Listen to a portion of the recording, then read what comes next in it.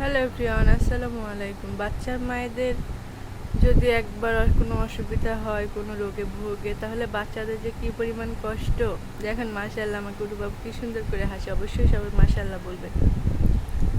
আর আপনাদের সাথে শেয়ার করছি, আমি সকালবেলা দেখেন চিড়া খাচ্ছি, শুকনা চিড়া। এই যে কারণ হচ্ছে আমার একটু লুজ মোশন হয়েছে 2-3 দিন যাবৎ।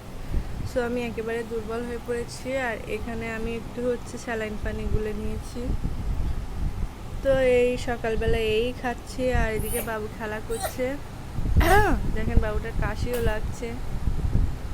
এই যে আলহামদুলিল্লাহ বাবা। এই যে সকালবেলা তো আমি উঠতেও পারছিলাম না, মানে এত পরিমাণে শরীরটা খারাপ লাগছিল। তো কোন কোন আপুদের এরকম অসুবিধা ও অসুস্থ বোধ করলে বাচ্চাদের কষ্ট হয় অবশ্যই কমেন্টস করে জানিও।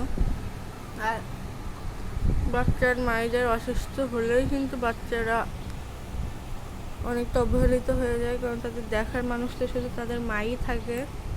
তো যাই হোক, সবাই আমার জন্য দ্রুত দোয়া করেন, আমি যেন দ্রুত সুস্থ হয়ে যাই, আবার আমার বাবুটাকে ভালো করে খাওয়াতে পারি।